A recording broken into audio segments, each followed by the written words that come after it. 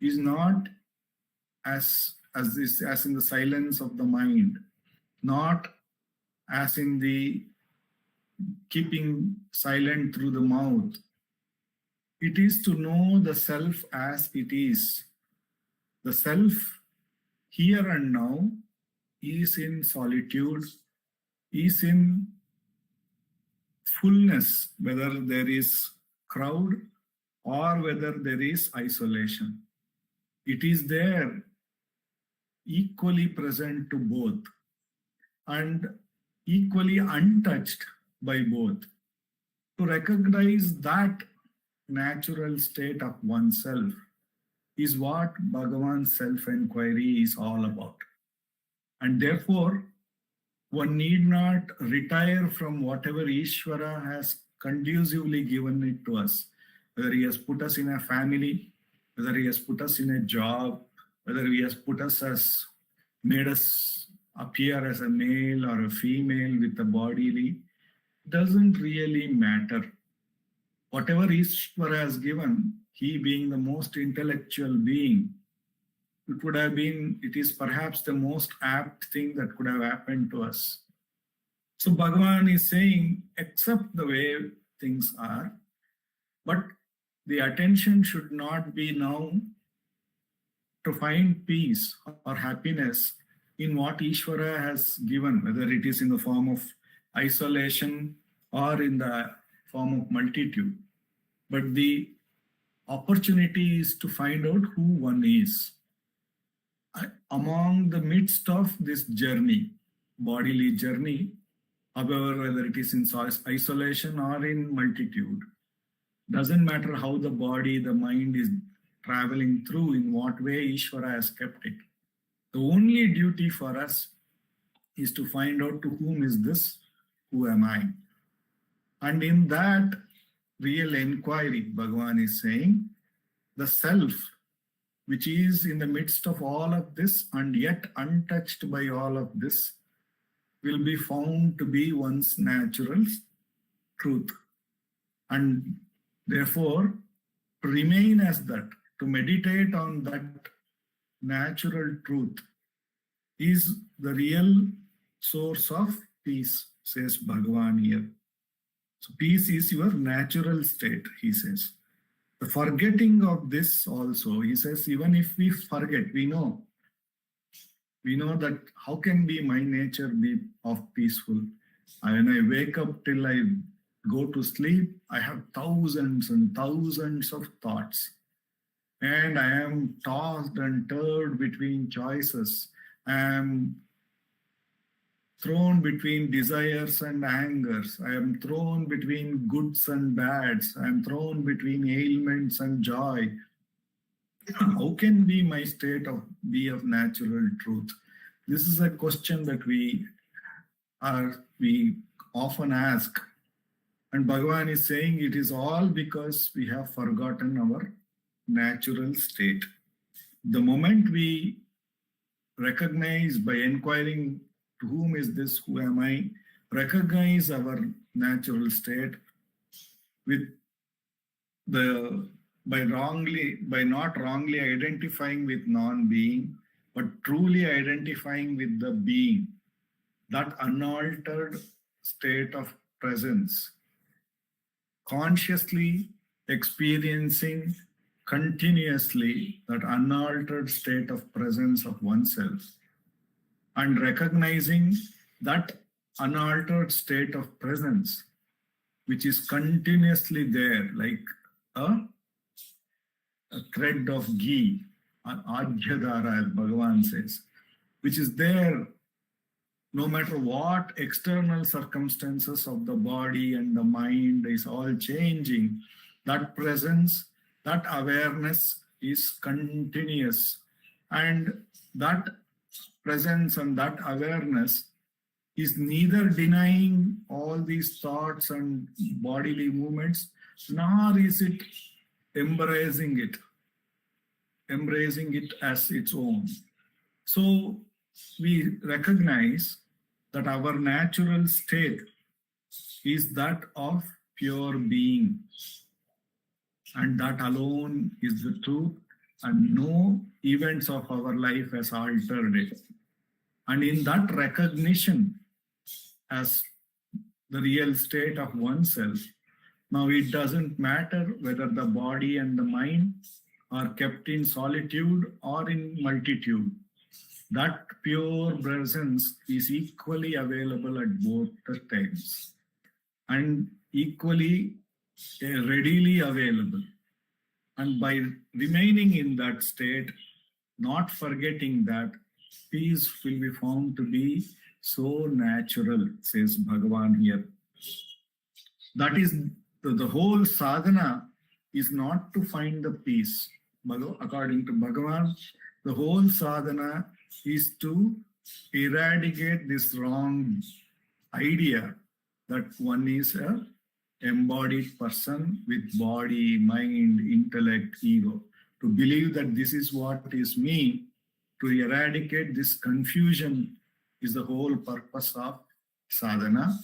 And therefore, who am I is the most direct astra, the most straight path in finding out the natural truth, the natural peace. So Bhagavan says, no matter how many thoughts come, no matter what all events happen in the plane of body, in the plane of mind, in the plane of intellect, in the plane of a sense of believing that this is all are happening to me, that is the ego. No matter how many things may be happening in each of this, if we can diligently inquire, to whom is this? Obviously, the answer will be, it is for me. Whether I am feeling stuck, it is me. Whether I am having an intellectual thought or whether I am found to be dull, that is me. Whether I am having innumerous thought, to whom? Me. I am having any body ailments or joy, to whom is this? Me. So it's always me.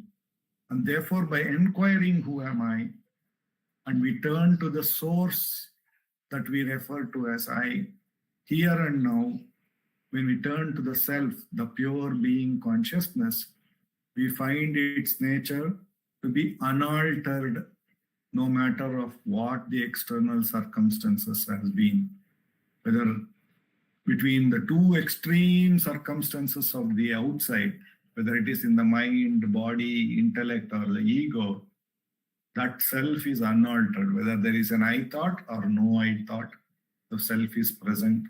Whether there is an intellectual idea or a dumb idea, it is in the light of the awareness, in the presence of the self that we know of it. So the unaltered truth is found to be there equally, not only to me, but in all beings, it is there. In fact, that truth alone, when it has manifested as limited many, many things. It has appeared as intellect in one, it has appeared as ego in one, it has appeared to be free of ego in somebody else. It has only appeared. In totality, it is the total appearance of the self alone. Therefore, one is experiencing oneself at all times. That is the recognition. That is the conscious shift in identity that the sadhana brings about. The who am I question brings about. And therefore, either it's in the midst of all the multitude or in the isolation, the self alone is being experienced. And that is, and the nature of that very self is unaltered peace, says Bhagavan. With Bhagavan's immense grace, with which alone we have come to this most direct path. No matter how many thoughts come, no matter what things happen in various planes of the body, mind, intellect, and the ego, if we diligently inquire to whom is this, we feel it is for me. And by inquiring, who am I? And when we trace the source of the I, or what do I refer to as I, we find that The very nature of oneself is the unaltered self, and that self alone is, and it is experiencing itself even in the manifested plane. So self, and self alone is Bhagavan's immense grace. Let us practice self-enquiry for the next 20 minutes.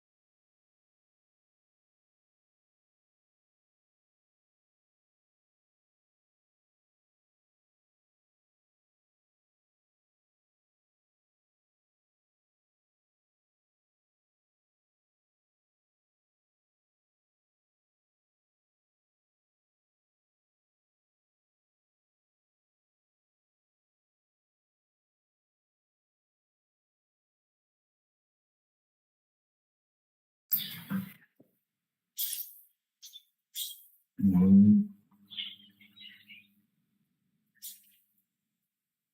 Namo Bhagavate Sri Ramana.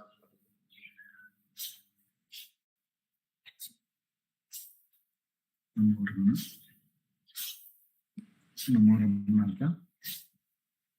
Namo Ramana. Prostrations to Ramana, shining as the self in all beings. By the immense grace of the self, manifest as Ramana. In this part of the satsang, we are meditating on the verses of Ramana Gita, a compilation in Sanskrit by Ganapati Muni in 18 chapters of questions asked to Bhagavan Ramana by the Muni himself and other disciples of the Muni on various aspects of Atma Sadhana, the practice of self-enquiry and self-abidance, and the answers that Bhagavan has given to them. We are now meditating on the verses of the final chapter, the 18th chapter, in which the question is asked by, in the end of it, by Amritanatha Yati. Amritanatha, who is called a sage or Yati by Muni. Amritanatha Yatindram he is called. The question, there's one question and one answer. But this chapter, the chapter 18 on Siddha Mahimanu Kirtanam, the glory of the Siddhas, consists of 26 verses. Right now, we were meditating last time on the 12th verse, which goes like this: Dhiratva Stampadi Suvarna Girer Anunam. Dhiratva, in his steadfastness, or we can say courage, Dhira. And in Ramana Ashtotram also, we get the Nama, the praise of Bhagavan as Dhiraya Namaha. So, Dhiratva Sampadi Suvarna Girer Anunam. The Muni says, in steadfastness, in courage, he is like the hill, the famous hill in the scriptures. It is called Meru, is called a golden hill, a hill made of gold. So, Suvarna Girer, Varam Nidher. Varam Nidhe is the ocean. Varam Nidher Adhikam, more than the ocean, is his majesty. Gabhiratayam. Shantau, Shantam is patience. Shantau Jayantam, he wins in his patience. Achalam Akhilasya Datrim, that is the one who is the mother of the universe, the earth, the mother who is the mother of all living beings, Mother Earth. He wins in his patience, even his patience is even greater than hers. Dantau Nidarshanam Ashanti Katadavishtam. Danta is self-control. Dantau Nidarshanam, he is the example of self-control. And Ashanti Kathadavishtam, how can lack of peace or Ashanti ever approach him? So it is said in the scripture that we become that which we meditate upon. Whatever we think of in Bhagavad Gita, Sri Krishna says, whatever you are thinking of when you drop the body, to that you attain in your next birth. And whatever you are thinking of at all times in your life, that you think of when you drop the body. So, that which we are meditating upon all the time, that we become. It is called the Brahmarakita Nyaya, where a beetle is, by meditating upon a worm, by meditating upon the beetle all the time, or meditating upon the bee at all times, becomes a bee. Now, this thought that whatever you are thinking of, you become. There was an interesting, actually, a cartoon I saw several years ago, where the cartoonist says that pets and their owners begin to resemble each other. So they had drawn pictures of pets and their owners, where the pets look like the owners. It is, of course, true that we are what we think, because we think we are the body, so we are the body. If we think we are angry, we are angry. If we think we are sad, we are sad. So we are as we think. Now, because of this, if we are thinking all the time about the one who is a Jivan Mukta, if we are thinking of the one who has all these qualities, automatically we will also imbibe these qualities. We will also begin to slowly get these qualities. That is the import of praising the Lord, of singing the Lord's praises. Another thing is, we also get to see the beauty of the state of self-abidance. Look at the glory of the state of self-abidance, where the one who is abiding in the self is like this. He is so courageous. There is no fear. He doesn't have fear. Fear once and for all left Bhagavan Ramana when he conquered the highest fear, the greatest fear, the fear of death, by facing it. And he was unmoving. He never left Arunachala. For 54 years he stayed there. Dhiratva sampadi suvarnagire ranunam. Fear goes away, because what is there to lose? Once the ego has gone, Bhagavan says in another context, there is no second entity to fear. Fear can only arise where there is duality. If there is no duality, if there is no object, what is to be feared and what is to be desired? Because nothing is desired, nothing is feared. So that kind of a dhira is who Bhagavan is. That kind of a dhira is one who is abiding in the self, no matter who or he or she is. That is their state of dhiratva sampati.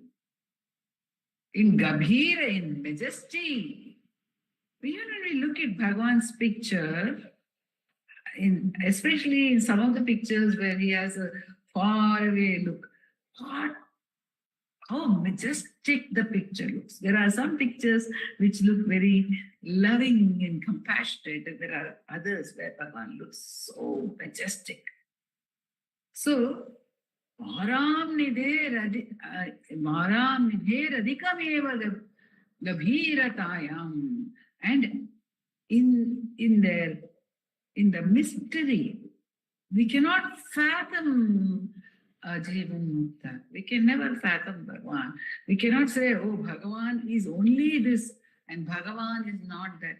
Bhagavan will do this or will not do that. We try to understand in terms of the dharmic principles or the compassion. Oh, Bhagavan is always compassionate. In that sense, if there is some cruel act which is attributed to Bhagavan, we may say, this Bhagavan will not do or would not have done. However, there is nothing that he is incapable of doing. In that sense, we cannot understand, we cannot fathom, because how can the mind fathom the self? The mind is limited. You cannot hold the ocean in a teacup. So this mind is limited. Even science today says the best of people, the most intelligent of people are using 20% of their brain. Others are using 10% of their brain who are fairly intelligent. And the normal run of people are using 6 to 7% of their brain. This is what science understands. So, with that 6 to 7%, how can one understand the whole? So, he is deeper than the ocean. We may think we understand the ocean. How can one know what exactly is there in the depths of the ocean? There may be machines with which we study it. But even if we can measure the ocean, even if we can understand all the secrets of the ocean, with what instrument would we be doing that? It would be with our mind. So the mind is capable of exploring, understanding great vistas. But what of the source of the mind? How can it understand that which is transcending its even vast limits? So it is mysterious. It is Garbhiratayam. The self is mysterious. It cannot be comprehended by the mind or held within the limits or boundaries of the mind. Anirvachaniyam it is called. It cannot be spoken of. And yato vato na nivartate aprapya manasa saha. It cannot be touched or reached by words, and it cannot be attained by the mind. That is why it is Gabhira, it is deeper, more mysterious, and deeper than even the sea. Shantau Jayantam, impatient. Bhagavan, what is the patience of Bhagavan? Obviously cannot be equaled. Absolutely patient with his body, what all that body would have suffered. Bhagavan says, right from when he was in Gurumurtam, no proper food. So heavy constipation, so difficult, such constipation was very difficult constipation. Or he may be sitting in the mango grove where he had one small place was given to him, like a nest. He had to fold his arms and legs and sit like a bird, he says, inside that. But it was open in front, and in the evening, dew would come. Those days, though Tiruvannamalai is Agni Kshetra, full of heat, dew would fall on Bhagavan's body. It was cold. It was cold. But he would just fold his arms and use the arms only as a sheet or a blanket. And he says, because of the dew falling on the body and it's drying in the morning, the whole body would become white as if it was smeared with sacred ash. Shantau, patience. Patience under all circumstances, whether the robbers are hitting him, also patience. And there's robbery at the ashram. The robbers hit Bhagavan also. But he just told them, if you're not satisfied with hitting this thigh, then you can hit the other thigh also. And later, when the devotees saw that Bhagavan was hit, they got upset. They were very sturdy devotees, like Ramakrishna Swami and all, I understand, was very sturdy. He could have fought with them, with the robbers. In fact, he picked up an iron rod, it is said in the narration of that incident. He picked up an iron rod and he said, I will just see what those fellows are doing. Meaning to say, I'll deal with them. I'll just see and come back, he says. And Bhagavan says, no. We should not. They are ignorant people. They have done what they could do. We are sadhus. And saying that, he says, of course, if we hurt them, then the world will blame us, not them. Because we are sadhus. But then he gives an example. He says, if your teeth bite your tongue by mistake, do you break all your teeth because of that? Do you knock off your teeth? So what does the tongue do? The tongue remains patient. And that patience of the tongue is not merely passive. It is actually dynamic, because whenever there is anything stuck in any of the teeth, if any food particle is stuck or anything happens, whenever the teeth are having any difficulty, the tongue will first go and probe, probe, probe, probe until that difficulty is removed. It lives amidst the teeth, which any of them could bite it off at any point of time, but it lives in that patience. Absolutely. Shantau Jayantam Achalam Akhilasya Datrim. Dantau Nidarshanam is self-control. That is what. See, when we are looking at these qualities are qualities which are required for our sadhana. These are qualities which are required for practicing self-inquiry. We have to have dhira. We have to have the courage to let go of our thoughts. Our anxieties, what are our thoughts? They are anxieties only, no. What if this does not happen? What if that happens? We have to have the courage to let them go. Either through the love for the self itself or with the recognition that Bhagavan alone is taking care of everything. So the courage of surrender or the courage of inquiry, that dhiratva is required for us to deal with each and every thought.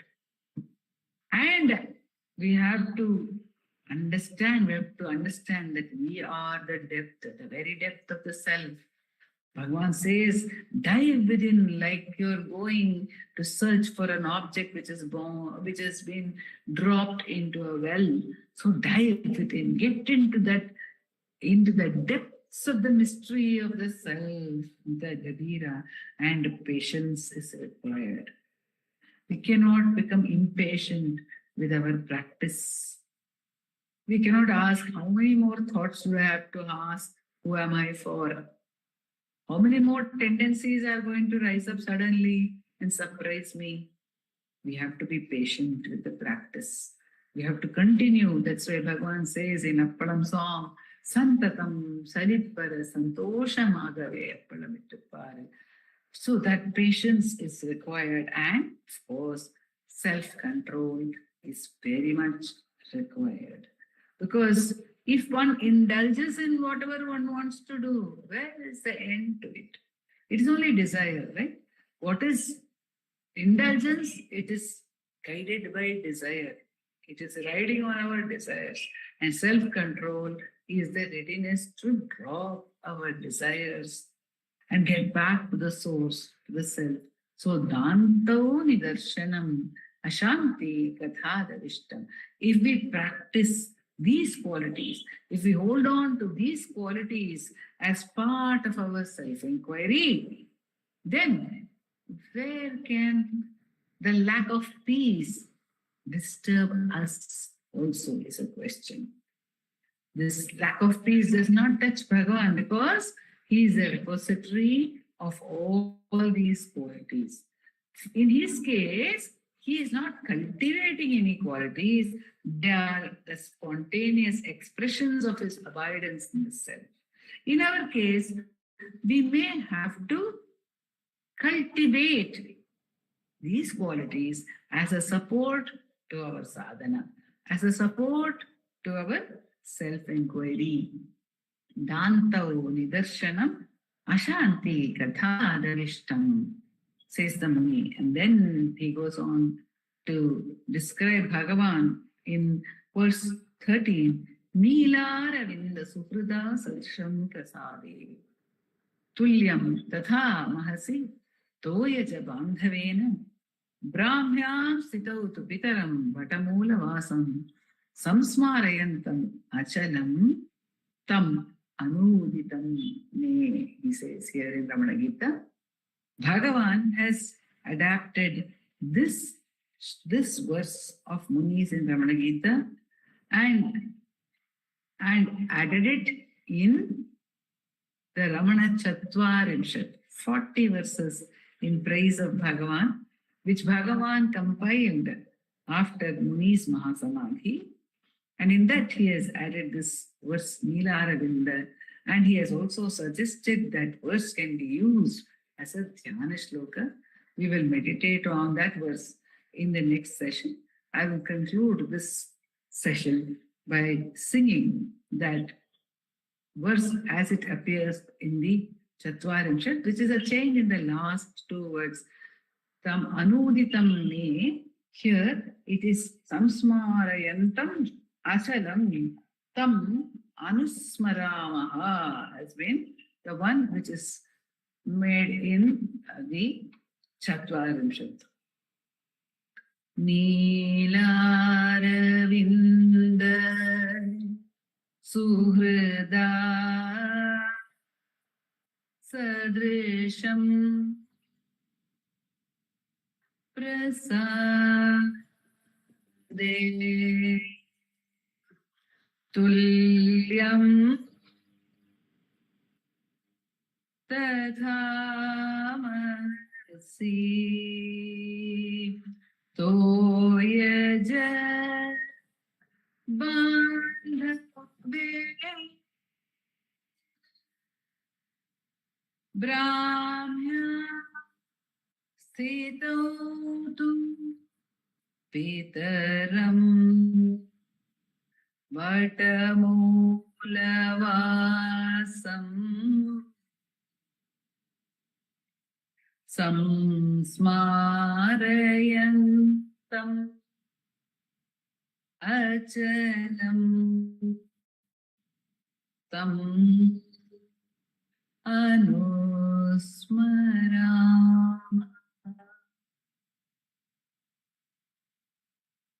Namo Ramana.